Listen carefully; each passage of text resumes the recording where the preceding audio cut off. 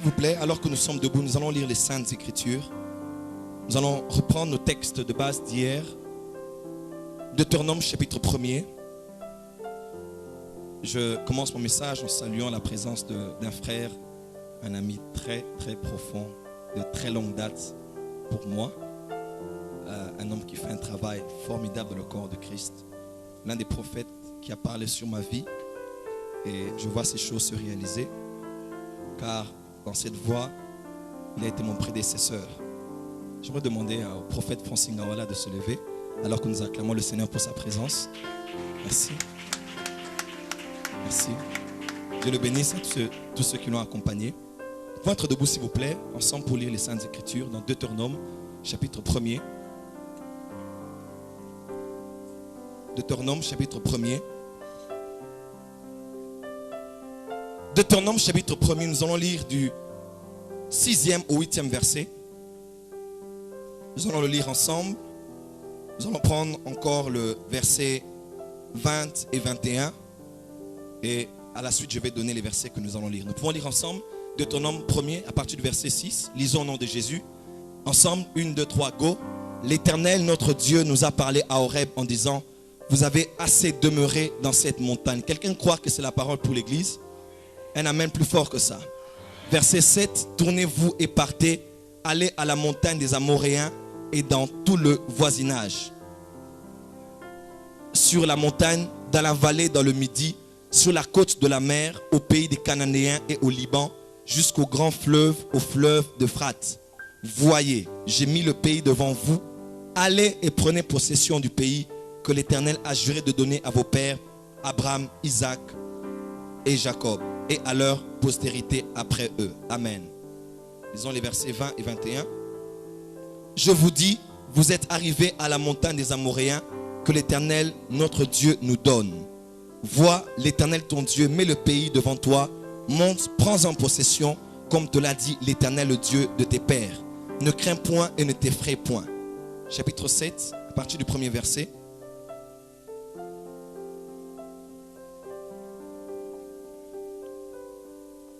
Lisons au nom de Jésus-Christ. Comment? Lorsque l'Éternel ton Dieu t'aura fait entrer dans le pays dont tu vas prendre possession et qu'il chassera devant toi beaucoup des nations, les Hétiens, les Girgasiens, les Amoréens, les Cananéens, les Phérésiens, les Éviens et les Jébusiens, 7 nations. Est-ce qu'on peut dire 7 nations? 7 nations plus nombreuses et plus puissantes que toi. Lorsque l'Éternel ton Dieu te les aura livrées et que tu les auras battus, tu les dévoueras par interdit, tu ne traiteras point alliance avec elles et tu ne leur feras point grâce.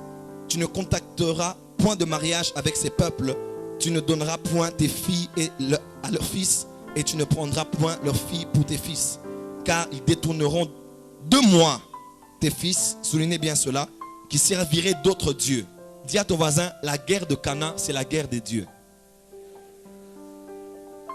Dis à ton voisin, au-delà des 7 nations, il y a une guerre des dieux.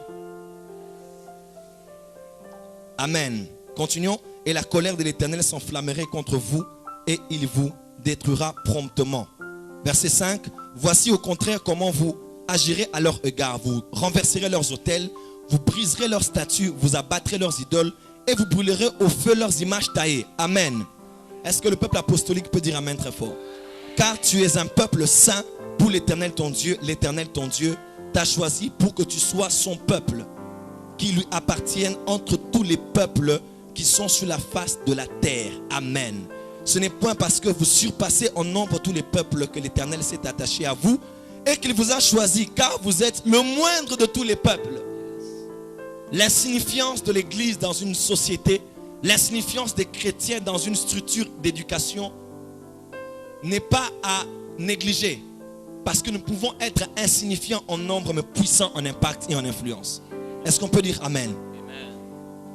Lisons pour terminer versets 23 et 24.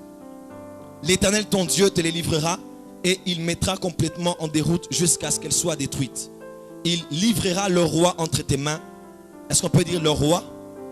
Dis à ton voisin, Dieu va livrer les rois des royaumes entre tes mains. Et tu feras disparaître leur nom de dessous les cieux. aucun ne tiendra contre toi jusqu'à ce que tu les aies détruites. Amen. Pour terminer, Apocalypse chapitre 5.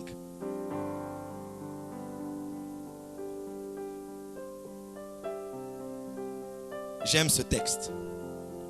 À partir du verset 5. Apocalypse 5, à partir du verset 5. Lisons au nom de Jésus-Christ. Et l'un des vieillards me dit, ne treffez point, voici le lion de la tribu de Juda. Amen. Le rejeton de David a vaincu pour ouvrir le livre et ses 7 sceaux. Et je vis au milieu du trône et des 4 êtres vivants et au milieu des vieillards un agneau qui était comme immolé. Il avait 7 cornes et 7 yeux qui sont les 7 esprits de Dieu envoyés par toute la terre. Demain je parlerai sur comment opérer dans les 7 esprits sur les 7 montagnes. 7, il vint et il prit le livre de la main droite de celui qui était assis sur le trône. Verset 8, quand il eut pris le livre, les 24 êtres vivants et les 24 vieillards se prosternèrent devant l'agneau. Devant chacun, une harpe et des coupes d'or remplies de parfums qui sont les prières des saints. Et ils chantaient un cantique nouveau et disaient, tu es digne. Tu es digne de prendre le livre et d'en ouvrir les sceaux. Car tu étais immolé et tu as racheté pour Dieu par ton sang des hommes de toute tribu, de toute langue et de tout peuple et de toute nation. Tu as fait d'eux un royaume. Est-ce qu'on peut dire un royaume? Regarde ton voisin s'il te plaît, dis-lui, nous sommes un royaume et des sacrificateurs pour notre Dieu. Et ils régneront où? Ils régneront dans une cité pavée d'or. Oh, ils régneront dans une cité pavée d'or dont l'avenue s'appellera Abraham, juste au coin de l'avenue qui s'appelle Mephibosheth. Mais ils régneront où? Ils régneront où? Dis à ton voisin, nous allons régner ici sur la terre. Est-ce que tu peux piétiner un peu la terre sur laquelle tu te trouves, bouger tes pieds? Tout lieu foulera la plante de tes pieds t'est donnée en possession. La RDC t'appartient dans le nom de... Verset 11, je regardais et j'ai entendu la voix de beaucoup d'anges autour du trône et des êtres vivants et des vieillards, et leur nombre était des myriades et des myriades et des milliers de milliers. Ils disaient d'une voix forte, l'agneau qui a été immolé est digne de recevoir 7 dimensions de gloire, qui sont en fait les 7 dimensions de gloire que Jésus va tirer après avoir conquis les 7 secteurs stratégiques de toute société. Il recevra la puissance, la richesse, la sagesse, la force, l'honneur, la gloire et la louange au siècle des siècles. Acclamons très fort pour l'agneau. Merci, mettez-vous confortablement. Amen. Nous sommes à notre 2e jour de notre conférence et nous parlons sur stratégie apostolique. Hier, entrée de jeu, nous avons posé quelques bases fondamentales pour la suite de cet enseignement. Puisque nous sommes dans une conférence, nous devons enseigner. Amen. Et nous avons dit précisément hier, dans une perspective assez prophétique, nous avons essayé de parler d'une manière panoramique sur l'état dans lequel le monde se retrouve aujourd'hui. Un monde en crise, crise dans tous les secteurs de la société. Nous avons parlé prophétiquement du songe de Nebuchadnezzar qui a vu une statue debout, glorieuse dans son aspect, redoutable, qui était composée de plusieurs métaux, dont particulièrement au niveau des pieds, il avait de l'argile. Et nous avons dit que cela avait une portée temporelle dans le passé, c'est-à-dire en cette période-là, parce que les 4 métaux signifiaient 4 royaumes qui allaient se succéder, vus de haut en bas, mais cela est étalé dans le temps. Il y avait son empire babylonien, médo-perse, grec, ainsi que l'empire des Romains, qui a eu à être bousculé parce qu'une pierre est sortie de nulle part et le christianisme a pris de la place. Mais une approche futuriste nous a fait comprendre que cela aura aussi une portée pendant la période des grandes tribulations, où un seul système unique se retrouvera autour d'un leader politique qui incarnerait de l'espoir. Parce que le corps du Christ qui donnait de l'espoir sera parti. Et si vous voulez voir l'impact que l'Église aura avant l'enlèvement de l'Église, voyez le désastre qu'il y aura dans la grande tribulation.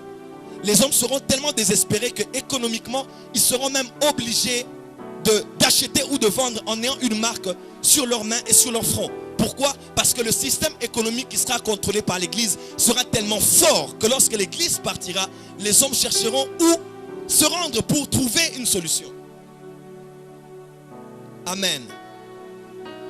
Et nous avons dit que le désastre viendra, mais la chute se manifestera après, à la clôture de la grande tribulation, parce que le roi viendra comme une pierre, ainsi que nous avec, et nous allons régner sur la terre pendant 1000 ans. Mais l'approche dans laquelle nous nous sommes contextualisés nous a permis de comprendre que cette vision a aussi une portée présente, selon laquelle nous nous retrouvons dans un monde de la globalisation, de la mondialisation, où plusieurs métaux signifient le savoir, la technologie et tout ce que l'homme a comme de précieux, d'intelligent pour établir son règne. Mais nous avons signifié aussi que le talon d'Achille, l'argile est la faille de la limite humaine. C'est ce qui fait qu'à cause de la dette grecque aujourd'hui, toutes les nations sont touchées. Parce que la partie de l'argile peut affaiblir tout le reste.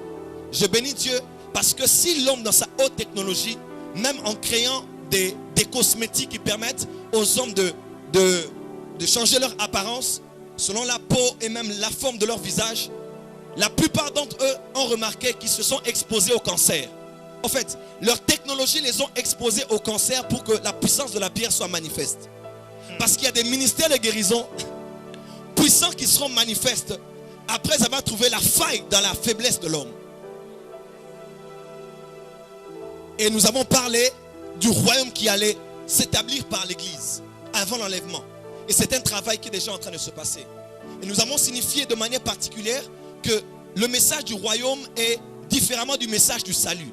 Et nous avons hier mis un parallélisme entre l'évangile du royaume et du salut. Nous avons dit que l'évangile du salut concerne l'aspect éternel de l'homme, mais l'évangile du royaume concerne l'aspect du temps dans lequel l'homme se retrouve après avoir été sauvé. Nous avons dit que l'évangile du salut concernait le spirituel, mais l'évangile du royaume concernait le tangible et le matériel, le séculier. Nous avons dit que l'évangile du salut concerne plus notre vie du dimanche, mais l'évangile du royaume concerne notre vie entre samedi et lundi, après avoir été au culte dimanche. Parce que voyez-vous, pasteur, il est important de considérer cela. Sinon, le dimanche que nous sommes à l'église, nous passons une prédication d'1 heure avec le peuple de Dieu, en moyenne, 45-1 heure du temps. Mais après avoir prêché ces choses, les hommes que vous avez avec vous passent plus d'heures avec leur ordinateur qu'avec vous. Et il est important de savoir qu'est-ce qui les influence le plus, ou soit vos prédications à l'église, ou soit ceux qu'ils ont devant Internet. Alors nous devons revoir notre approche dans la manière de conquérir notre territoire. Sinon nous serons limités après avoir sémé en eux des choses. Ils passent 8 heures du temps devant la télé, ou 5 heures, ou 4 heures, ou 3 heures. Et vous vous rendez compte que votre impact est en train de diminuer parce que dimanche, vous devez reprendre dans les mêmes choses alors que dans leur vie du lundi au samedi, vous les avez laissés sans le christianisme. Et le message du royaume est la réponse. Et nous avons dit que l'évangile du salut touche l'aspect de renverser l'autel de Baal dans la maison de ton père si tu es Gédéon. Mais l'évangile du royaume te donne à toi, Gédéon, maintenant d'établir l'autel de l'Éternel là où tu te trouves. Nous avons dit que l'évangile du salut concerne le fait de délivrer un territoire, mais l'évangile du royaume consiste à occuper le territoire. Et nous avons dit hier, je vais finir par là pour l'introduction, c'est très capital de ne jamais oublier cela. Le but de la guerre, c'est la victoire. Mais le but de la victoire, c'est l'occupation. Et l'église du Congo a eu un problème parce que nous sommes entrés en guerre, nous avons vaincu, mais nous n'avons pas occupé. Et nous ne sommes pas différents de cette maison qui a été occupée par un esprit mauvais. Dès que l'esprit a été expulsé et que l'esprit revient, il se rend compte qu'il n'y a pas d'occupation. Alors il va et prend ces esprits plus méchants et il les emmène pour occuper le terrain. Et la condition de cet homme devient pire. Pourquoi? Parce que nous avons chassé beaucoup d'esprits territoriaux au Congo, mais nous avons oublié d'occuper le Congo. Okay. Nous avons chassé les esprits territoriaux au centre-ville, autour de la gare centrale, vers le port. Nous avons lancé des bombes de sang de Jésus, des bombes de feu. Nous avons envoyé les anges, nous avons fait la Sainte Seine, nous avons tout fait.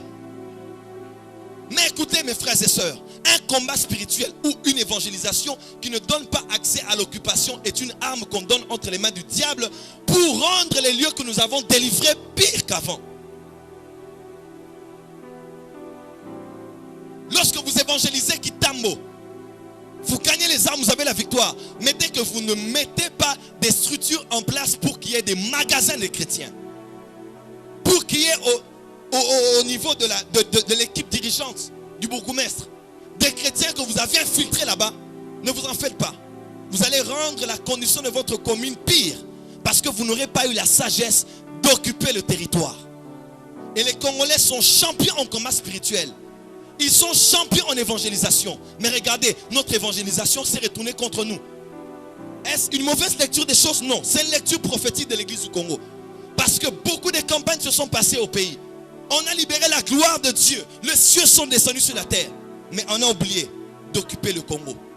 On a bombardé les esprits mauvais au Parlement. On a chassé au Sénat.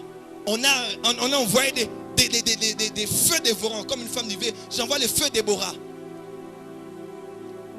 On a envoyé le feu au gouvernement. On a envoyé le feu à la présidence. Mais après avoir délivré la terre, lorsque les esprits qui étaient partis sont revenus, ils n'ont pas vu des chrétiens au bureau en train de travailler. Ils n'ont pas vu des sentinelles chrétiens. Ils n'ont pas vu des gardiens dans les équipes de sécurité en train de dormir toute la nuit là-bas, en train de chandorobokosia pour libérer la gloire de Dieu dans la présidence. Le but de la guerre, c'est la victoire. Mais le but de la victoire, c'est l'occupation. Et c'est l'évangile du royaume maintenant qui a été annoncé par le Seigneur en disant que cette bonne nouvelle du royaume sera prêchée. Alors viendra la fin. C'est-à-dire que l'évangile qui doit être prêché, c'est l'évangile du royaume. C'est l'évangile qui comprend aussi l'aspect du salut, mais qui ne s'arrête pas là. Il rend le chrétien effectif dans sa communauté. Amen. Et nous avons signifié que l'aspect du salut, l'aspect du royaume, excusez-moi, est un aspect proche de l'apostolique. Et hier j'ai insisté que Christ lui-même étant envoyé en tant que l'apôtre de notre foi, il a prêché le royaume. Les apôtres eux-mêmes qui ont été établis comme apôtres ont annoncé le royaume. D'ailleurs, 40 jours, il a passé avec eux. Il s'est entretenu avec eux pour leur parler du royaume. Car c'était le message et la vie qu'il leur communiquait. C'était le premier et le dernier message de Christ. Le message sur le royaume. Et nous avons signifié que, comme je l'ai dit, que le royaume est attaché à l'apostolique. Parce que l'apostolique est attaché à la manifestation du royaume dans un territoire donné. Apostolos vient déjà de ce qui a trait à un envoyé, à un ambassadeur, Chalia chez les Hébreux qui était un ambassadeur religieux, mais apostolos aussi chez les Grecs qui était cette élite militaire et intellectuelle culturelle qui allait prendre du territoire. Leur apostolos était attaché au territoire qu'ils devaient conquérir pour l'empire qui était en train de s'étendre pendant sa période d'hégémonie. Et nous avons signifié ici que c'est même la raison pour laquelle Christ, avant d'étendre son royaume pour gagner du territoire, il a d'abord appelé des apôtres. Il les a reprogrammés. Afin que eux aient la main. Excusez-moi, il a passé tout ce temps en leur prêchant que le royaume. Parce qu'il était en train de faire entrer quelque chose en eux. Car eux, ils étaient les apostolos pour dominer au-delà de l'empire des Romains. Et j'ai signifié ceci. Que tout chrétien ne sera pas apôtre. Mais tout chrétien peut être apostolique. Lorsque nous disons centre évangélique, la gloire de Dieu comme église, est-ce que ça veut dire que le pasteur est évangéliste? Ou bien que l'église est composée des évangélistes? Non. Ça veut seulement dire que l'église porte les traits caractéristiques qui identifient un évangéliste. Et lorsqu'on parle d'apostolique, ça n'a rien à voir avec uniquement la dimension où nous devons tous être apôtres. Nous ne pouvons pas tous être apôtres, mais tous être apostoliques. Et c'est même la responsabilité des 5 ministères. C'est pour faire finalement que tout le monde entre dans le ministère. Et quand on le dit dans Ephésiens 4, le ministère là, ça n'a rien à voir avec le fait de servir à l'église. Non. Tout chrétien peut avoir un ministère à temps plein. Mais les uns ont leur chair à l'église, les autres ont leur chair dans leur bureau. Et les 5 ministères, leur œuvre dans le corps de Christ, c'est ça. Ça n'a rien à voir avec le fait de les préparer pour la spiritualité. Il y a aussi un travail pour les apostoliser, les pastoriser, les évangéliser, pour que tous les chrétiens soient apostoliques, doctoral, pastoral, évangélique et prophétique. C'est ça le rôle des 5 ministères. C'est d'affecter chaque chrétien avec chaque dimension, parce que les 5 ministères sont l'incarnation des rôles stratégiques que Christ a dans sa nature et dans sa mission. En fait, il continue ce que Christ fait, et même le Saint-Esprit. Amen. Amen. Un amen plus fort. Et nous avons dit que en tant qu'apostolique, il est très important de savoir que le ministère apostolique est le premier ministère qui a ouvert l'ère de l'Église. Et prophétiquement, j'aimerais dire ceci: le ministère qui a ouvert la porte à l'ère de l'Église est le ministère qui va fermer la porte à l'ère de l'Église. Et le travail que Dieu fait en ce temps de la fin, c'est de susciter non seulement des apôtres, mais de libérer une culture apostolique dans l'Église. Pourquoi? Parce que nous sommes au temps de la fin. Et nous devons prendre une grande moisson d'âmes pour le royaume des cieux. Quelqu'un peut dire Amen. Mais voyez-vous, l'aspect de Matthieu chapitre 28 n'a pas uniquement une approche des âmes à gagner. Alors c'est une approche de faire des nations des disciples, c'est-à-dire de transformer la société, de développer la société, d'imposer les valeurs du royaume dans une société particulière. Et c'est ça le but de cette conférence. C'est de vous dire, à vous chrétiens, nous devons gagner les âmes certes, mais nous devons savoir que Dieu nous a appelés aussi pour influencer avec les valeurs du royaume tout lieu dans lequel nous nous retrouvons. Est-ce qu'on peut dire Amen très fort? Et puisque nous parlons de stratégie apostolique, le mot stratégie est un mot très intéressant. Stratégie a une approche avec la méthodologie, le processus, le plan d'action, ou bien la sagesse à mettre en œuvre pour atteindre un but. Lorsqu'on parle de stratégie en grec, c'est composé de deux parties. Il y a l'aspect qui s'appelle stratos, qui veut dire armée. Donc stratégie parle de stratos, premièrement, qui veut dire armée, et deuxièmement de agin, qui veut dire conduire. Donc stratégie a étymologiquement même une pensée avec le fait de conduire une armée. En italien, strategia. Et ce que j'ai aimé, c'est que Charles de Gaulle même a dit, il a dit, la stratégie est de la compétence du gouvernement et de celle du haut commandement des forces armées. Lorsqu'on parle de stratégie, on voit l'apanage des gouvernements, mais aussi d'un chef de commandement d'une armée. Et lorsqu'on pense à l'apostolique, on doit essentiellement penser aux stratégies. Et dans Josué chapitre 6, par exemple, 6, 1 à 5, devant la muraille de Jéricho, Dieu parle stratégiquement à Josué, qui est l'image du ministère apostolique. La voix prophétique vient à Josué pour le dire, Josué, tu vas prendre maintenant possession de Jéricho. Mais n'oublie pas que je vais te donner la stratégie que tu devras appliquer pour la guerre. Parce que toute stratégie n'est pas applicable dans tous les temps. Il y a des stratégies qui sont obsolètes parce que les temps des enjeux présents ne sont pas idem au temps des enjeux passés. Et il faut savoir s'adapter et se contextualiser pour avoir une mise à jour des nouvelles stratégies que Dieu met en place pour conquérir le territoire. Sinon, vous risquez de faire une nouvelle guerre avec d'anciennes armes et avoir des épées de d'Artagnan alors que les autres ont des B-52. Nous ne sommes pas, s'il vous plaît, monsieur le pasteur, à l'époque de d'Artagnan. Nous sommes à l'époque de Twitter. Nous sommes à l'époque de la TVA. Nous sommes à l'époque des grands enjeux dans les élections présidentielles. Il nous faut adapter notre stratégie à notre évangélisation. Sinon, vous allez être en cours de route. Quelqu'un m'a écrit, prophète, Dieu veut voir ton humilité. Il te demande d'aller prêcher au marché et de crier. Je ne sais pas pourquoi Dieu veut ça. Il veut peut-être que tu redeviennes humble. Je dis, oh, ah bon, je ne savais pas que j'ai perdu l'humilité. Et les gens pensent que c'est quand on prêche comme ça en criant qu'on est passionné, en ayant le réveil de l'église primitive, de l'église de Nzamé Malam, où nous prêchions sans attendre les baffles, les micros, où nous prêchions de manière désintéressée pour proclamer Yesualingyo. Après avoir eu la voix séchée, nous refusâmes des offrandes et nous rentrâmes à la maison et nous disâmes dans nos cœurs, Éternel, nous avons prêché ta parole. Excusez-moi, mais cette époque est un peu démodée. Parce que le but, ce n'est pas de dépenser l'énergie. Le but, c'est d'atteindre l'objectif. Et ce n'est pas de l'humilité. Non, il faut réadapter notre évangile. Je ne suis pas obligé d'aller prêcher dans tous les taxibus. Mais je peux posséder les radios les plus suivies. Oh. Commencer des prédications, je vais épargner 90% de mes énergies.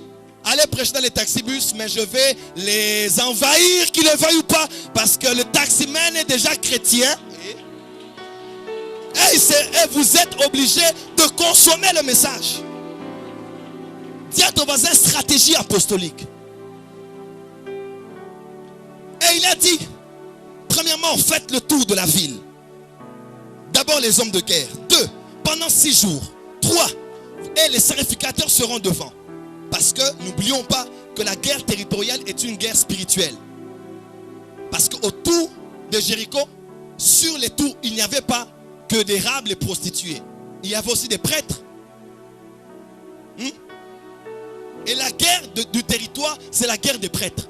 Il fallait une nouvelle prêtrise pour être en face. Et spirituellement, il devait porter l'arche. Et le 7e jour, il devait tourner 7 fois. Sonner fort de la trompette. Et le peuple devait crier. Voilà la stratégie. Et Jéricho est tombé. Mais ne dites pas qu'il faut appliquer ça devant la ville d'Aï. N'osez même pas. Chaque stratégie est attachée au prophétique. Parce que le ministère prophétique, c'est le ministère qui actualise l'action du peuple de Dieu dans un temps particulier. Est-ce que les gens sont avec moi? Est-ce que les gens sont avec moi? Il est écrit dans Ésaïe 9 en parlant de celui qui porterait le gouvernement. On l'appellera conseil merveilleux. En grec, ça veut dire stratège extraordinaire. Parce que l'Éternel, notre Dieu, qui impose sa face gouvernementale à partir de 2012, il est d'abord un stratège extraordinaire. Il ne bat pas comme l'air. Non, chaque chose qu'il fait, il le fait de manière calculée. Et sa stratégie, c'est sa méthodologie pour atteindre les résultats qu'il a libérés dans une saison. Et comme je l'ai dit, l'aspect stratégique est lié au ministère prophétique. Et ça, c'est une interpellation pour nous les prophètes. Le ministère prophétique en ce temps de la fin a une dimension forte dans la prophétie personnelle. Parce que Dieu me l'a fait voir. Mais il y a une dimension plus gouvernementale que la prophétie personnelle. C'est la dimension où nous pouvons, comme Nathan, donner des stratégies pour établir Salomon dans la royauté. Le ministère prophétique d'aujourd'hui doit être un ministère stratégique qui doit même être consulté par la FBI. Est-ce que vous savez qu'il y a un prophète que la FBI consulte?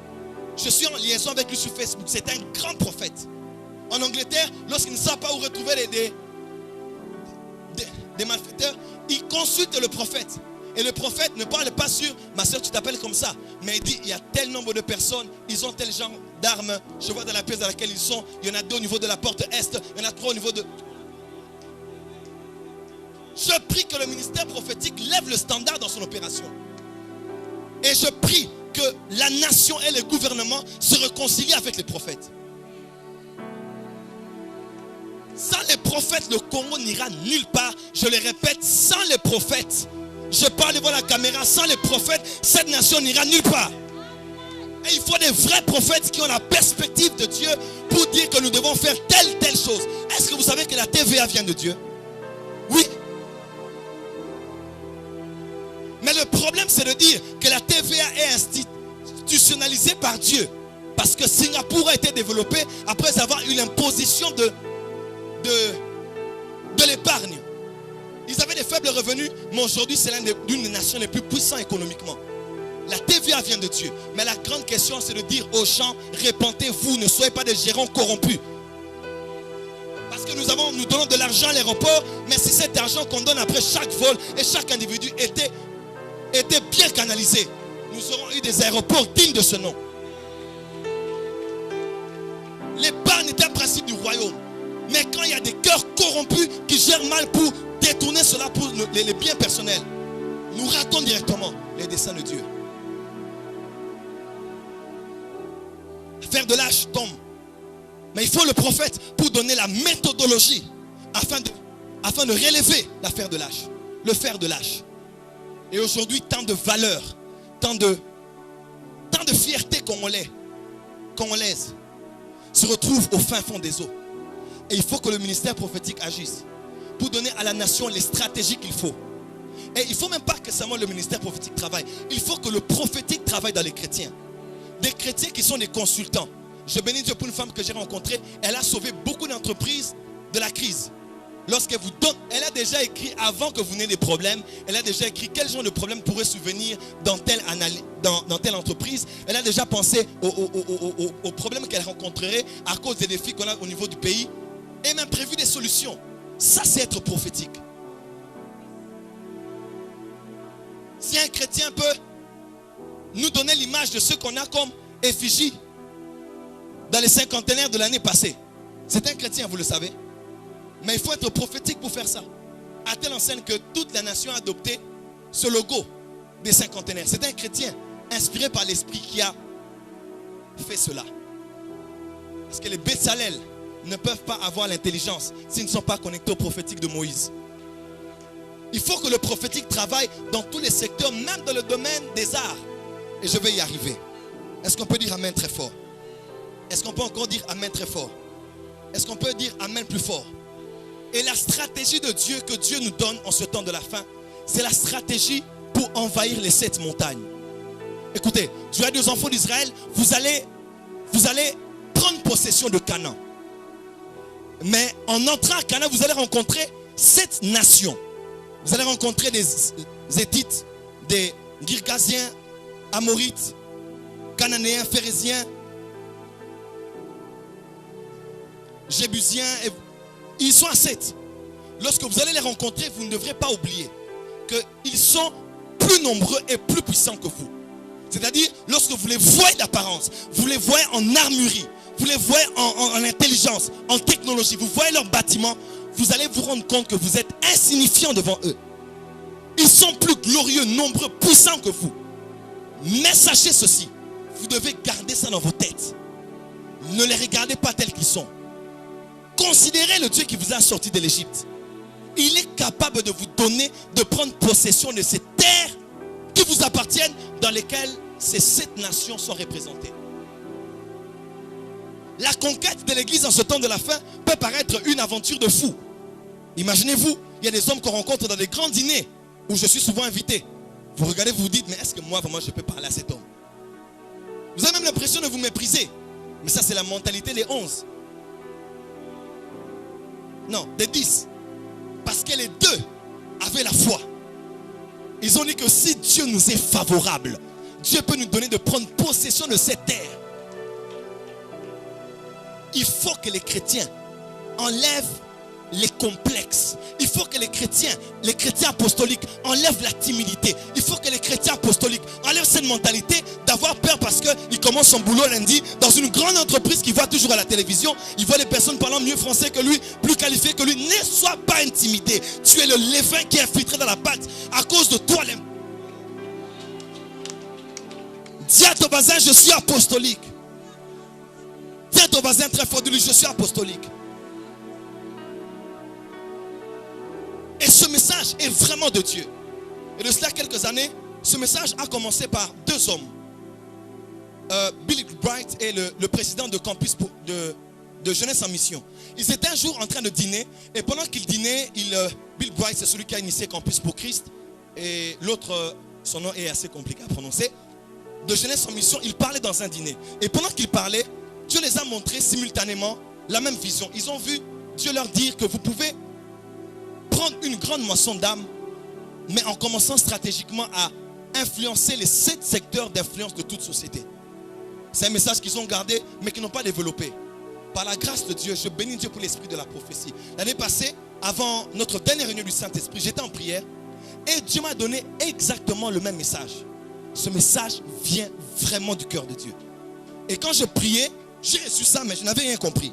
On a tenu la dernière réunion du Saint-Esprit, on a parlé sur la crise économique qui viendra en RDC. Je vais au Nigeria en amenant le président de la MAPRE avec moi pour aussi l'influencer apostoliquement. Et après qu'on ait été là-bas, non, pendant notre séjour, il m'a dit, mais Daddy, tu m'as parlé d'un message que tu prépares. J'ai vu quelqu'un qui a écrit ce même livre. J'ai dit, c'est pas possible. Et quand j'ai vu ce livre, là c'est l'honnêteté prophétique. Amen. Et quand j'ai vu ce livre, je me suis dit, Seigneur, merci. Parce que ça y est, tu me donnes vraiment la stratégie par laquelle l'église peut influencer la RDC. Et ce message est vraiment prophétique. C'est la stratégie de Dieu pour influencer les 7 secteurs qui influencent toute société. Est-ce que quelqu'un peut dire amen? Si l'Église doit gagner la RDC, l'Église doit gagner ces 7 secteurs stratégiques. Si vous voulez vraiment, pasteur, influencer de manière pratique la RDC, vous ne devez jamais négliger ces 7 secteurs qui influencent chaque société. Je les appelle des montagnes, ou bien on peut les appeler des royaumes, on peut les appeler des nations, on peut les appeler des secteurs d'influence. Chaque culture qu'une nation a est modélée par l'usine, est fabriquée par l'usine que créent ces 7 secteurs d'influence de toute société. Il y a premièrement le secteur de la religion. Tout ce qu'une nation est déterminé aussi par les religions qui y sont établies. Deuxièmement, il y a le secteur du gouvernement. Chaque nation ressemble toujours au gouvernement qui est en place. Parce que ceux qui y sont ne sont que l'échantillon de la population. C'est ce qu'on dit, que les nations méritent les gouverneurs qu'ils ont. Parce qu'ils ne sont pas des extraterrestres, ils sortent du milieu de vous. Je n'ai pas avancé. Deuxièmement, il y a le domaine de l'économie.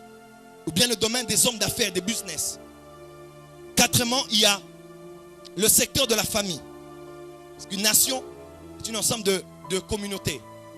Est une société, ensemble de communautés. Communauté, ensemble de familles. Et lorsqu'une famille est touchée, toutes les familles le seront aussi. Amen. Et la nation, par conséquent. Il y a la dimension de l'éducation. Une nation, ce qu'elle est ou ce qu'elle sera, est déterminée par la qualité du système éducatif qu'on a établi dans cette nation.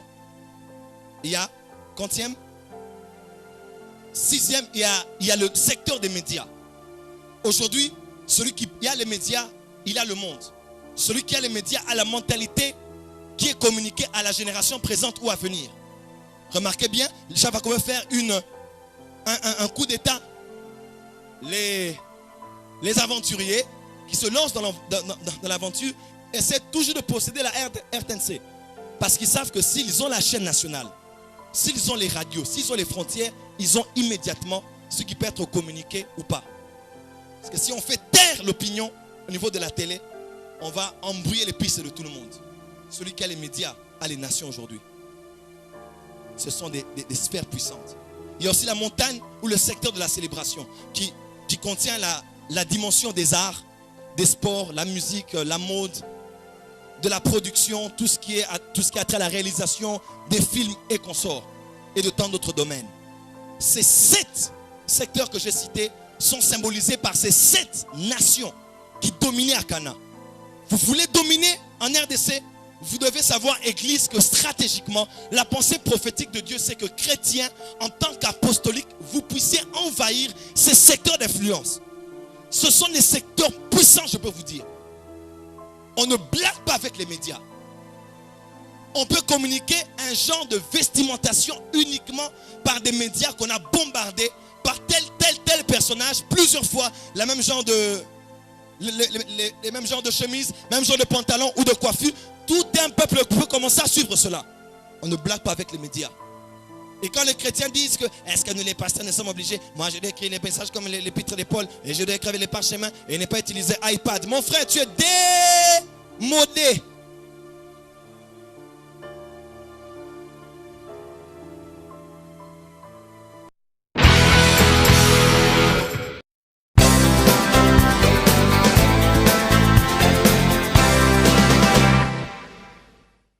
Je m'appelle Joël Francis Tato et depuis plus d'une décennie déjà, j'exerce le ministère prophétique dans cette génération. Et il a plu à Dieu de nous confier un message particulier sur le réveil et la réforme de l'Église en ce temps de la fin. Par la grâce de Dieu, au travers des hommes et des femmes comme vous, nous avons pu faire la différence en cette génération pour que ce message soit entendu ici à Kinshasa au Congo, mais aussi juste aux extrémités de la terre sur le plan médiatique. Grâce aux partenaires de la MAPRE. Des hommes et des femmes comme nous prêtent main forte afin que nous puissions proclamer la bonne nouvelle de notre Seigneur Jésus alors que nous sentons sa venue très proche. Cette grande famille des partenaires de la MAPRE est une grande équipe d'hommes et de femmes de n'importe quelle classe sociale, culture, nation ou continent qui se réunissent autour de cette grande vision que le Seigneur m'a confiée afin de faire la différence aujourd'hui. Grâce à eux, des âmes ont été converties. Grâce à eux, des vies ont été transformées. Un réveil s'est produit dans plusieurs églises. La gloire de Dieu s'est manifestée dans plusieurs foyers. Plusieurs personnes nous rendent des témoignages sur le net sur Facebook et dans plusieurs autres plateformes médiatiques pour nous dire combien leurs vies chrétiennes ont été transformées. Plusieurs ont donné leur vie à Jésus-Christ. Des malades ont été guéris, des foyers ont été restaurés parce que des hommes et des femmes comme vous nous ont prêté main forte. Des ministères ont été restaurés, des ministères prophétiques ont été relâchés, des enseignements formidables qui ont été donnés ont été entendus dans le monde entier aujourd'hui. Je n'ai pu le faire que grâce à plusieurs mains qui m'ont soutenu. Ainsi, je vous invite, frères et sœurs, vous êtes ici ou à l'étranger, vous vous dites, je vais soutenir ce ministère, je crois en cet appel, alors vous êtes les bienvenus dans cette grande famille des partenaires de la MAPRE. Nous ouvrons nos bras, cette grande famille de la MAPRE ainsi que moi-même, pour que vous deveniez aussi partenaires de ce ministère. Par vos dons, ici ou à l'étranger, vous pouvez vous joindre à tous ceux qui l'ont déjà fait pour qu'ensemble, nous puissions faire avancer le royaume et conquérir plusieurs nations pour le royaume des cieux. Retrouvez-nous déjà sur Facebook dans notre page MAPRE Partnership. Vous pourrez juste faire une demande et faire partie de cette grande famille sur Facebook des partenaires de la MAPRE. Vous aurez là toutes les informations sur notre ministère, sur l'organisation des partenaires et comment est-ce que vous pourrez être en contact avec notre ministère pour faire parvenir vos dons ainsi qu'exprimer votre générosité vis-à-vis de ce ministère. Et les administrateurs seront dans la joie de vous recevoir sur Facebook. Vous aurez tous les numéros de téléphone ainsi que tous les détails. Si vous ne vous retrouvez pas là, alors allez sur notre site officiel www.jftministries.com où là encore vous avez plus de détails à ce sujet. Alors écrivez-moi alors personnellement sur jftministries@yahoo.fr ou bien sur maprepartnership@yahoo.fr. Vous nous faites un mail et nous serons dans la joie de vous répondre pour qu'ensemble nous nous joignions nos mains pour faire la différence dans cette génération. Vous êtes les bienvenus dans notre famille. Je suis MAPRE et je suis partenaire. Que Dieu vous bénisse.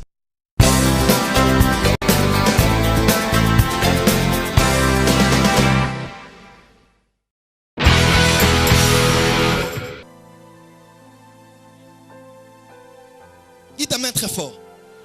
Elle est même plus fort. Elle est même plus fort que ça. Écoutez-moi très bien. Les 7 esprits de Dieu qui sont envoyés sur toute la terre sont les habilités spirituelles de Dieu pour dominer sur les 7 secteurs stratégiques. Mais aussi, les 7 gloires que Christ recevra en ce jour-là sont déterminées par les 7 victoires qu'elle aura dans les 7 royaumes qui influencent la culture et les mentalités de toutes les nations. Est-ce que je peux aller de l'avant? Est-ce que je peux avancer? Amen. Dis à ton voisin, invasion sur les 7 montagnes. Lorsque la Bible déclare que lorsque les eaux descendirent, il y a des montagnes que Noé a vues. Il a vu des montagnes. Et nous sommes en une période où les montagnes sont en train d'émerger. Puissamment, je vous dis. Dans le domaine du sport aujourd'hui, un homme peut gagner des millions, je vous dis, à cause juste d'un pied. Il peut devenir un dieu dans son pays. Il peut être adoré. Des millions que toi, tu n'auras peut-être que tu auras au nom de Jésus. Mais que les autres n'auront que dans les rêves. Il y a Messi, il y a quelqu'un comme Samuel Eto'o. On le paye combien? C'est fou ce qu'il gagne. Mais vous imaginez que les chrétiens les chrétiens ne sont plus missionnaires, ils sont des missionnaires. On dit gloire à Mukiliwana, à la Laoya, chose du monde. Comment l'attention de tout un peuple peut se focaliser à la télévision sur une grande participation, une grande manifestation sportive, à telle enseigne que des pasteurs laissent les programmes entre les mains des modérateurs et des pasteurs assistants, fuient les cultes pour aller suivre le match. Et les chrétiens sont désintéressés de ce secteur. Comment voulez-vous gagner les nations comme ça? Pensez que ce n'est qu'en gagnant 2 ou 3 personnes et puis dire gloire à Dieu? Nous allons retarder le retour du Seigneur. Il nous faut avoir la stratégie apostolique, passer une voie prophétique pour envahir. Oh my God. Est-ce que je parle à l'église? Est-ce que je parle à l'église? Aujourd'hui, il y a des chrétiens qui ne suivront jamais vos chaînes de télé chrétiens. Il y a des Congolais, jamais. Ils suivent Trace TV, ETV, MTV, France 24. Ou des fois, il n'y a rien de chrétien. Sinon, pour révéler combien on veut tuer des chrétiens au nord du Nigeria. Comment gagner ces personnes-là alors qu'elles ne sont focalisées? Mon Dieu, que Dieu te rende milliardaire. que tu aies des chaînes satellitaires qu'on aura dans les bouquets, qu'ils veuillent ou pas, pendant qu'ils zappent là seulement, il voit quelqu'un qui dit, toi tu t'appelles un tel. Oh my God. Il donne sa vie à Christ et par lui, l'eunuque éthiopien, le salut entre dans sa communauté. Tant que nous ne lèverons pas la barre de notre perspective, nous allons retarder le retour du Seigneur et être une église sans impact dans ce pays. Mais écoutez le plus important. Le plus important, c'est de savoir ceci. Tout ce qui se passe dans cette prophétie de cette montagne est beaucoup plus spirituel qu'intellectuel. Je tiens à poser cette base. Écoutez, le diable sait que pour dominer une nation, il doit dominer ses montagnes. En faisant quoi? En mettant ses rois ou ses agents au sommet de ces montagnes. Il met ses rois qui dominent ses royaumes. Et lui, il est le Dieu des royaumes de la terre. Et il peut intimider Jésus en le proposant de le lui accorder.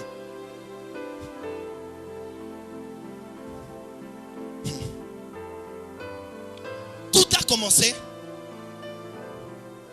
avant Genèse chapitre 1. La guerre qu'il y a au ciel est d'abord une guerre des dieux. Qu'est-ce qui se passe? Il se passe que l'ange de lumière, Lucifer, qui lui, oh my God, je sens l'onction quand je vais en parler. Il se fait qu'au-delà des médias, de tout ce que j'ai cité, avant les temps présents, il eut guerre dans les cieux. Parce que celui dont on parle dans Ézéchiel 28, à partir du 11e verset, on dit de lui qu'il était, tu étais un chérubin protecteur, aux ailes déployées. Je t'avais placé et tu étais sur la montagne sainte de Dieu. Et tu marchais au milieu des pierres étincelantes. Tu étais intègre dans tes voies, jusqu'au jour où depuis le jour où tu fus créé, jusqu'à celui où l'iniquité a été trouvée chez toi. Par la grandeur de ton commerce, tu as été rempli de violence et tu as péché. Je te précipite de la montagne de Dieu et je te fais disparaître, chérubin protecteur. Amen.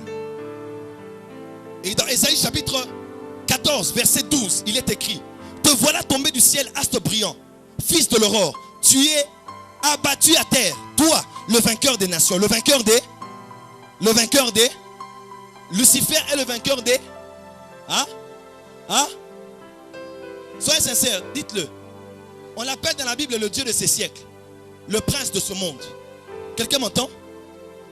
Tu disais en ton cœur, je monterai au ciel, je leverai mon trône au-dessus des étoiles de Dieu, dans des autres anges. Je m'assirai sur la montagne de l'assemblée à l'extrémité du septentrion. Je monterai sur le sommet des nues. Je serai semblable au Dieu très haut. Mais tu as été précipité dans le séjour des morts. Pourquoi? Parce que ce que le diable cherchait, la guerre qu'il a menée était une guerre d'adoration. Tout ce que le diable a toujours cherché a un lien direct. Sa domination, son leadership, son positionnement est toujours attaché à l'adoration. Et ne vous en faites pas, tout ce qui se fait sur les 7 montagnes a comme but final détourner l'adoration de celui qui en est digne. L'agneau de Dieu est le tourner soit sur des personnages, parce qu'aujourd'hui, quand vous êtes devant des grands magazines, vous ne voyez pas d'abord des titres, vous voyez des visages. Parce qu'aujourd'hui, les dieux sont des hommes que l'on prend comme des modèles en oubliant Christ Jésus. Il y a plus que ce que vous voyez, Église. Et sa lutte était d'agir ainsi. Dans Ézéchiel 28, verset 16, il est écrit, dans la version traduction libre de la version espagnole, Reina Valera, il est écrit dans Ézéchiel 28, verset 16, à cause de la multitude de tes contrats, tu as été rempli d'iniquité et tu as péché. Ce verset veut dire quoi? Lorsqu'il a été, il est devenu orgueilleux. Il est entré dans l'égolâtrie. Il a commencé à fixer ses regards vers ce qu'il était et les détourner vers Dieu. Il était précipité. Mais lorsqu'il était précipité, le diable avait conclu des contrats avec des anges de haute autorité qui, alors qu'il descendait sur la terre, il a contracté des alliances avec eux afin que lui domine sur eux, mais en les laissant dominer sur des territoires dont ils seraient des esprits territoriaux. Alors il y a des anges de haut niveau qui sont descendus dans les eaux, d'autres sur les airs, d'autres sur les terres, d'autres dans les savanes, d'autres dans les montagnes et dans toute notre structure. Et aujourd'hui, ne vous en faites pas. Il n'y a pas que des esprits qui sont dans les montagnes. il y a des esprits qui sont dans des systèmes. Il n'y a pas que des démons qui contrôlent une montagne vers le bas Congo. Mais il y a aussi des montagnes, il y a aussi des démons qui peuvent contrôler un système éducatif qui est en train d'influencer l'uniquine.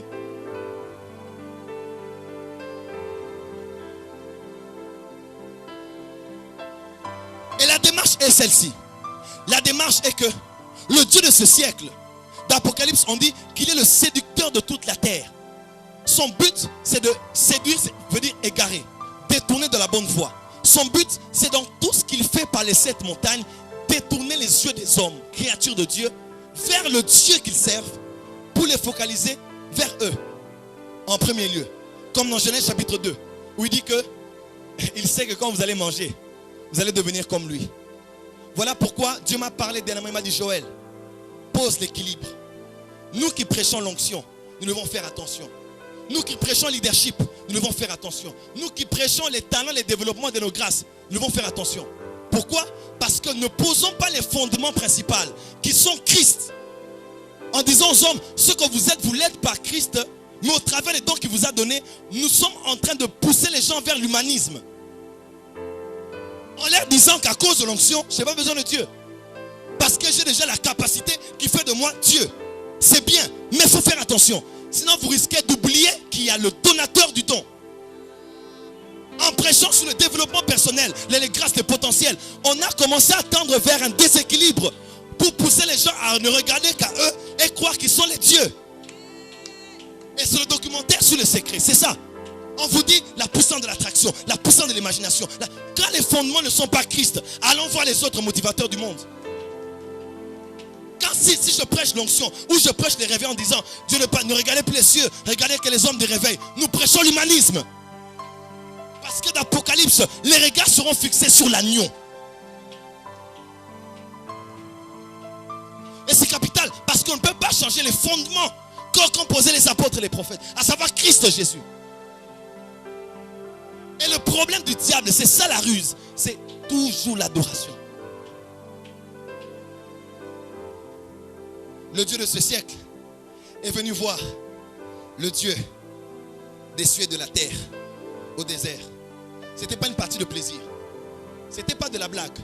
La tentation au désert était l'un des moments les plus cruciaux de toute l'histoire de l'humanité. Bien que vous n'en parlez pas beaucoup. Il est entré d'abord sur le pain. Il savait où est-ce qu'il en venait. Il voulait susciter, amplifier son désir de la faim. Il entre dans la dimension de CGT pour montrer la dimension du privilège qu'il peut avoir d'être servi. Mais ce n'est pas le but. Après, il vient et dit, tu sais quoi? Bon, allons aux choses essentielles. Il ne l'a pas dit, bon, je vais négocier. Si tu te prosternes, je vais te donner des âmes. Non. Satan n'a pas négocié les âmes. Parce qu'il sait, le problème, ce n'est pas les âmes. Il a dit, tu vois, je peux te donner. Il a fait monter sur une haute montagne. Il a dit, regarde, tu vois les royaumes et leur gloire. Il a suscité le besoin d'être déifié. Quelqu'un est avec moi? Et leur gloire. Il a dit, tel que tu es là, je peux faire de toi que tu deviennes le roi de ces royaumes. Je peux te les donner parce que cela m'a été donné. Ça veut dire, si tu vois depuis Genèse 2 ce que j'ai déjà fait à ton humanité, c'est parce que cela m'a été donné. Regarde comment j'ai contrôlé les gens que toi tu as aimés et pour lesquels tu es venu mourir maintenant. Regarde comment est-ce que Élie a échoué. Samson même que tu avais au moins a échoué. Regarde comment est-ce que tous ces Daniel étaient coincés même à Babylone. Tu vois, c'est parce que moi, je domine sur ces royaumes. Et j'ai la gloire sur tout cela. Il voulait susciter. Il n'a pas considéré comme une proie arrachée d'être semblable à Dieu. Il a dit, si tu m'adores, le problème c'était là. L'aspect territorial gouvernemental a toujours un lien avec l'adoration. Toujours. C'est l'une des bases fondamentales de cette conférence. C'est de vous dire tout ce que vous ferez. Ça n'a rien à voir avec d'abord de l'intellectualisme où les chrétiens doivent parler bien français, ils doivent faire des bons contrats, ils doivent être efficaces dans l'échec. Non, ce n'est pas ça. Bonzamé soit aussi dans le christianisme, mais ça bonzamé les sous terre. La guerre, c'est d'abord une guerre de Dieu. Et le diable est venu. Il savait que celui qui a les royaumes a les âmes. Écoutez, je dis ceci. Les âmes ont plus de valeur que les royaumes et les systèmes. N'oubliez jamais ça. Mais celui qui gagne les royaumes, il gagne les âmes. Est-ce que je peux expliquer? Il est écrit que le royaume des cieux est semblable à un homme qui cherchait une perle. Quelqu'un est avec moi? Il cherchait la perle, Adonai. Il cherchait la perle et lorsqu'il a vu la perle, il a tout vendu de ce qu'il avait. Pour acheter la perle, non. Il est écrit, il a vendu tout pour acheter le champ. Il n'a pas acheté la perle, mais le champ. Parce qu'il sait que si j'ai le système qui porte la perle, j'aurai la perle. Et la dimension gouvernementale a toujours été celle-ci. Lorsqu'on veut régner, on ne s'occupe pas d'abord des Congolais. On s'occupe des systèmes qui font des Congolais ce qu'ils sont de leur pensée. Voilà pourquoi si vous voulez avoir une nation, le diable sait que je n'ai même pas besoin de toucher les Congolais. Je veux seulement toucher les sphères d'influence, les royaumes qui touchent toute la mentalité. Et je les aurai facilement. Parce qu'il sait que celui qui a l'argent, il a la moisson. Celui qui a l'argent, il a la moisson. Les élections présidentielles aujourd'hui dans le monde, ce n'est pas qu'une question d'idéologie, c'est une question de financement. Que tu parles bien, que tu sois tout ce que tu es, on ne croira pas en toi. Parce que si tout Kinshasa te vote, peut-être quelque part dans un village on ne te votera pas. Parce qu'on n'a jamais entendu même parler de ton nom. Ni d'Adam, ni d'Ève, ni de Georges, ni de Jean-Jacques. Jamais. Le diable sait que celui qui domine l'économie, il domine le monde. La guerre est d'abord la guerre des dieux. Et quand le diable domine la religion, la politique, les finances, les médias, la célébration, l'éducation, la famille, il domine les systèmes. Il a déjà les hommes. Voilà pourquoi Christ, lorsque maintenant, il a dit non, moi je ne veux pas suivre ta méthodologie. Tu sais pourquoi nous sommes là? Nous sommes venus pour les mêmes choses. Nous ne sommes pas venus pour les âmes. Nous sommes venus pour les royaumes qui composent ces âmes. Lorsque tout pouvoir lui a été donné, apostoliquement il a parlé, il leur a dit, faites de toutes les nations les disciples. Il n'est même pas entré dans la dimension de gagner les âmes. Il a dit, prenez les nations, les systèmes, les royaumes et dominez-les. Infiltrez-les avec les principes du royaume. Vous aurez les âmes à coup sûr.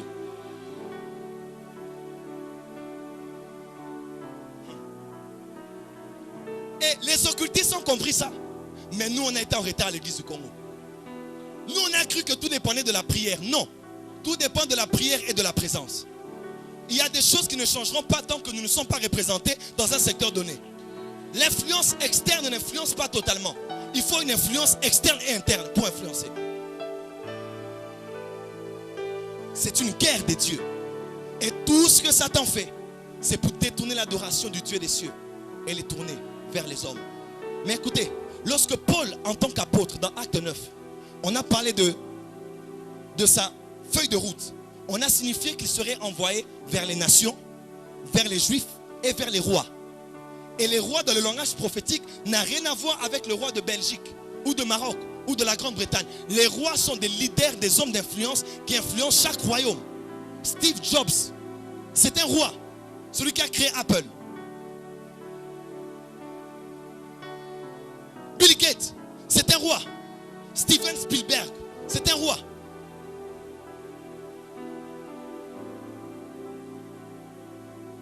À Kinshasa, nous en avons beaucoup. Il y a des rois dans beaucoup de secteurs. Parce que l'apostolique est appelé pour se focaliser vers les rois. Et quand le diable veut détruire une nation, en possédant un royaume, un secteur, il commence toujours à tout faire pour que ces rois à lui se retrouvent là. S'il se retrouve au top, on ne blague pas avec la parole d'un roi. Il imposera toute forme de culture. Vous savez pourquoi? Le prophète Francis Ngao a dit un jour à la parole du salut quelque chose que j'ai beaucoup aimé. Il a dit, derrière chaque roi qui s'élève, il y a un prophète derrière lui. Vous savez pourquoi? Parce que même dans l'Antiquité, chaque fois qu'il y avait un roi, il y avait soit la prêtrise ou le prophétique à côté. Parce que tout royaume, tout gouvernement établi dépendait essentiellement du pouvoir spirituel qui était là. Et n'oubliez pas que derrière le prophète qui était là, ou les prêtres qui s'y retrouvaient, il y avait un Dieu qu'il représentait. le Dieu territorial qui est soumis à Lucifer. Et c'est comme ça que Lucifer passe par les prêtres au travers du canal des autels et des sacrifices.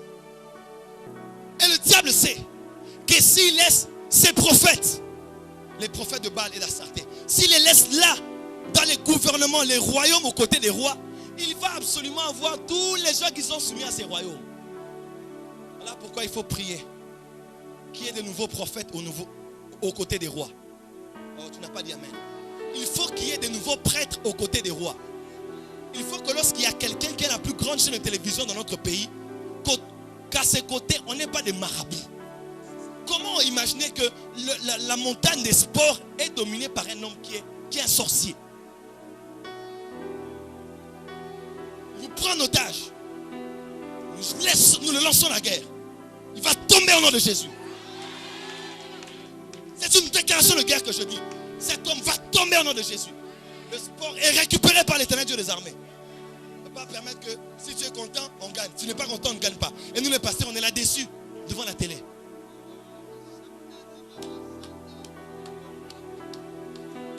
Que ton règne vienne et que ta volonté soit faite sur la terre.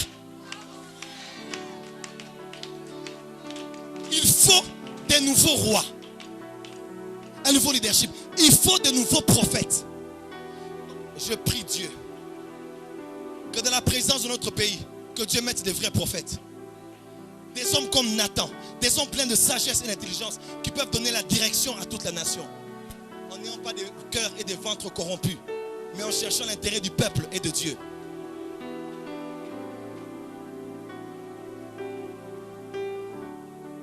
Je vous informe, dans beaucoup de royaumes, les faux prophètes sont en train de partir. Tu n'as pas compris ce que je dis. Dans beaucoup de sphères d'influence de ce pays, les faux prophètes sont en train de quitter les lieux. Même les rois le savent. Ils savent qu'ils ont trouvé la déception. Voilà pourquoi un nouveau leadership s'élève dans ce pays. Il n'y a pas que des hommes distraits. Il y a des hommes qui réfléchissent, qui ont une lecture prophétique sur l'église de ce pays. Ils savent d'où on vient, ils savent où on va et comment on peut y atteindre ses objectifs. Dieu suscite de nouveaux rois. Voilà pourquoi, oh my God, il nous a rachetés et a fait de nous des rois. Et nous régnerons sur la terre. Je prophétise sur les chrétiens de la RDC. Levez les mains là où vous êtes. Ton meilleur ami. Je prophétise sur l'église de la RDC qu'un nouveau leadership s'élève. Des hommes qui vont dominer dans le système d'éducation. Afin qu'on n'ait pas des occultistes qui dévient les jeunes gens vers une pensée qui prospère la nation, mais qui les détourne afin qu'ils pensent à comment les corrompre. Coucher avec des jeunes étudiantes.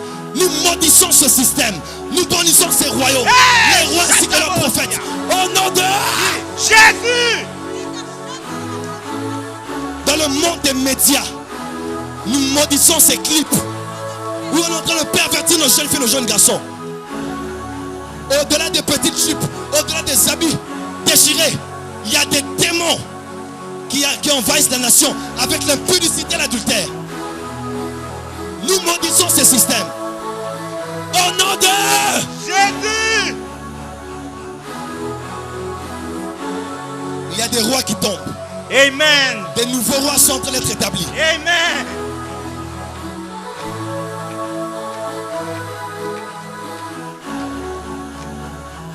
Dieu m'a dit, pendant une succession de plusieurs années, le ministre des Finances de ce pays sera chrétien. Amen. Je l'ai vu dans mon esprit. Le ministre des Finances sera chrétien.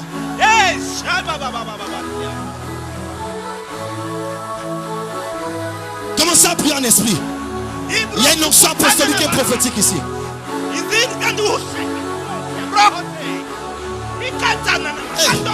Hey, Jimmy, vas-y.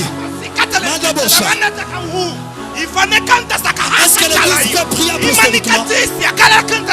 Est-ce que l'église peut prier prophétiquement? imukusha katinanta uhukana kana nakatao ipata katiano tadasaya utakada katakati kahini ikatakenori atukomutu satakatati umariana ha ibrunante vekana kakana na makosa ute usimaha ikatane kauta sadala katuhumai fanele katousa brunei La gloire de Dieu est ici. Est-ce que l'église apostolique peut prier? C'est le temps de Dieu pour ce pays.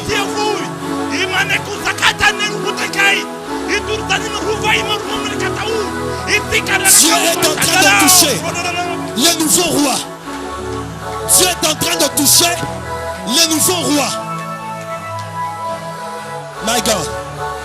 Qu'ils vont inaugurer une nouvelle dispensation dans le monde théâtral de notre pays. Fini ce théâtre où on amène la dépravation des mœurs. Brandobosha, Mabrokosi, Mano, Shabaka. Est-ce qu'on peut tous être debout, s'il vous plaît? S'il vous plaît, je vois dans ma vision, nous avons nos deux mains posées sur nos têtes. Et nous sommes en train de prier en esprit. Il y a quelque chose qui peut se passer. Il y a un nouveau leadership sacerdotal qui s'élève dans ce pays. Un nouveau leadership politique qui s'élève. Dieu est même en train de nettoyer ceux qui sont autour des dirigeants suprêmes de notre pays. Il est en train d'insérer ses serviteurs à lui. Il y a une onction royale. C'est la soirée de l'intronisation. My God. There's an apostolic anointing in this place. Ministre de Dieu, soyez prêts. Celui qui vous a préparé dans la forêt ne vous a pas oublié. Ce qu'il avait dit sur vous est en train de vouloir se réaliser. Hey, Kabosha, Kabosha, Rabokosia.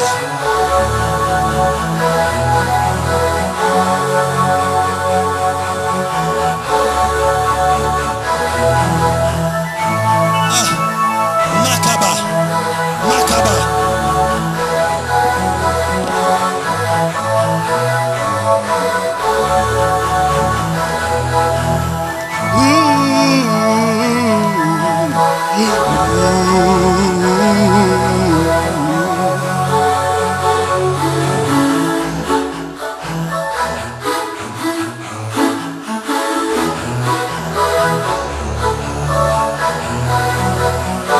La gloire de Dieu est dans ces lieux. Les temps pour lesquels nous avons attendu des prophéties pour ce pays sont arrivés. La moisson est déjà prête. Mais les royaumes doivent être dominés.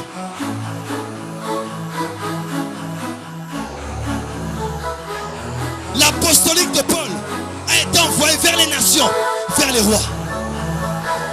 My God. Nous ne sommes pas Ghana pour manger, boire. Nous ne sommes pas chrétiens au Congo pour vivre dans la concurrence.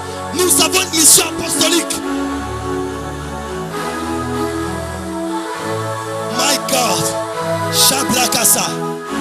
Mabraka Shando. Docteur José Muzingu, une mission particulière pour cette nation. Oh. Play something prophetic. Docteur José Muzingu, une forte onction royale sur vous. Dieu me dit, les bâtiments que vous avez ne sont rien. Dieu vous donnera vos bâtiments à vous-même. Des bâtiments ultra modernes, avec un système médiatique technologiquement très avancé. Il me dit, vous serez consultant même dans la présidence de ce pays. Vous allez former le gouvernement et les ministres dans les prochaines législations. Il me dit, préparez-vous, parce que les temps pour lesquels Dieu vous avait fait revenir au pays sont arrivés. Vous savez aussi bien que moi, il vous a appelé pour élever des rois. Vous êtes un ciel Et c'est l'un des personnages de la Bible qui vous fascine le plus. Vous êtes un père de plusieurs rois. Vous êtes un père de plusieurs rois qui influenceront plusieurs royaumes. Il dit ne vous découragez pas. Et la session qui commence aura un grand signe de la part de Dieu qui va toucher la nation. My God. Étendons nos deux mains s'il vous plaît. Parole de l'Éternel.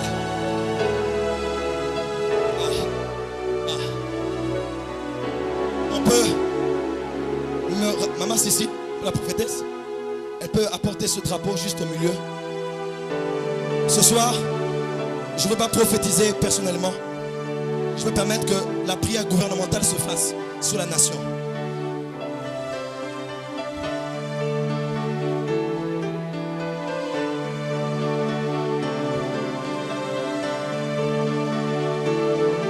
Il est temps que l'Éternel agisse et que des hommes faits de chair et de sang sachent qu'il y a un Dieu dans ce pays.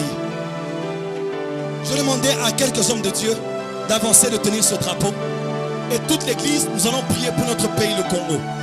Afin que le roi des rois trouve des rois en dessous de lui qui dominent les 7 secteurs d'influence qui vont modeler la prochaine génération des Congolais. Quelques hommes de Dieu vont s'avancer et vont toucher ce drapeau, tout l'honneur. C'est très prophétique. Étendons tous les deux mains ici devant, s'il vous plaît. Nous prions pour la RDC. Nous aimons notre pays. L'église n'est pas l'ennemi de l'État. L'église est l'allié de l'État. Pour faire avancer les desseins de Dieu dans une nation.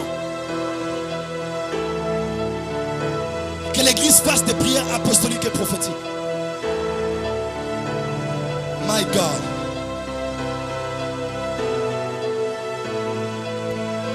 My God. Nous ne sommes pas à Cana pour manger du miel. Non. Nous sommes ici à Cana parce qu'il y a d'autres dieux à Cana. Et la guerre de Cana, c'est une guerre de Dieu. Ce n'est pas qu'une guerre de dominer les Cananéens. C'est une guerre de tuer les rois. Magabasha. D'éliminer les rois. De détruire les images taillées de leur Dieu.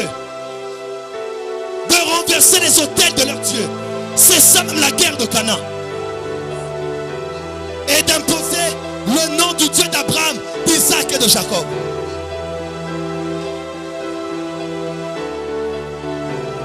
Rabrokosia, Mambrando Bokosa. In the name of Jesus. Écoutez cette prière et dites Amen à toutes les déclarations qui vont sortir. Je demande au docteur José de prier. Éternel notre Dieu, nous te rendons grâce, nous te bénissons pour ta bonté et ta fidélité, Seigneur. Tu es le Dieu des nations, le Dieu des peuples. Ta parole déclare que tu as reçu à travers Jésus-Christ, Seigneur, c'est lui qui est la manifestation visible, Seigneur, de ta divinité. Tu déclares que Jésus a reçu un nom qui est au-dessus de tout ce qui se peut nommer dans les cieux, sur la terre et sous la terre. Nous déclarons en tant que ton corps est ton ambassade sur cette terre, en tant que des représentants du royaume céleste. Nous déclarons que parce que tu nous as plantés dans cette nation, ton royaume est valablement représenté en RDC au nom de Jésus. Et que ton influence s'étend, Seigneur. Nous déclarons que les forteresses tombent au nom de Jésus. Nous déclarons que le muraille tombe au nom de Jésus. Nous déclarons que tout esprit captif est libéré au nom de Jésus. Nous déclarons que ton règne s'établit sur toutes les sphères de notre société au nom de Jésus. Nous déclarons que nous récupérons toute montagne d'influence au nom de Jésus. Et que l'éducation est délivrée au nom de Jésus. La sphère de la famille est délivrée au nom de Jésus. La sphère économique est délivrée au nom de Jésus. La sphère des arts est délivrée au nom de Jésus. La sphère religieuse est délivrée au nom de Jésus. Nous déclarons, Seigneur notre Dieu, que ton règne s'établit Et qu'au milieu de ton peuple, tu suscites des rois, tu suscites des reines. Dans chaque domaine, ô Père de gloire, selon notre particularité, ô Éternel. Nous croyons que l'onction prophétique et l'onction apostolique, ô Seigneur, caractérisent cette nouvelle génération qui est représentée en ces lieux, ô Éternel. Les écluses des cieux s'ouvrent. Les écluses des cieux s'ouvrent sur ton peuple au nom de Jésus. Tu déverses ta bénédiction en abondance. Les trésors des nations viennent à l'église. Au nom de Jésus, nous déclarons que le système financier de ce pays est contrôlé par l'église au nom de Jésus. Cette église qui représente plus de 80% de la population de ce pays. Seigneur, nous déclarons, ô Éternel, que l'église est délivrée du voile de l'ignorance au nom de Jésus. Et que nous vivons dans notre temps. Nous sommes illuminés, Seigneur, par ta parole prophétique. Nous prions pour une clarté d'esprit et de vision. Nous prions pour un esprit de courage et de force. Nous prions au Père de gloire selon cette parole prophétique qui déclare que les adolescents chancellent, les jeunes gens sont sans force. Mais ceux qui s'appuient sur l'Éternel renouvellent leur force. Ils marchent et ne se fatiguent point. Ils courent, ils ne tomberont point. Et ils prennent de l'envol comme des aigles. Nous déclarons au Père de gloire qu'à 60 ans, nous avons encore la force. À 70 ans, nous avons encore la force. À 80 ans, nous avons encore la force. À 90 ans, nous avons encore la force. Nous verrons au Père de gloire la postérité, Seigneur notre Dieu, jusqu'à la 4e génération. Oh Éternel, nous te bénissons. Parce que tu nous donnes des idées stratégiques. La force stratégique. Le positionnement stratégique, oh Éternel. Et nous sortons de ces lieux, Éternel des armées. Ô Père de gloire, ranimé, ravitaillé, Seigneur notre Dieu, renouvelé, spirituellement, physiquement et moralement. Au nom de Jésus. Et nous déclarons tous en disant Amen.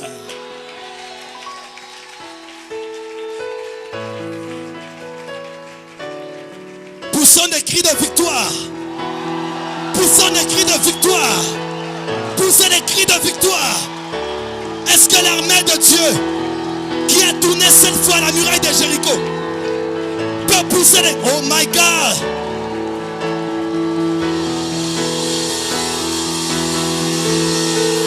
Pousser des cris de victoire. Shout of victory.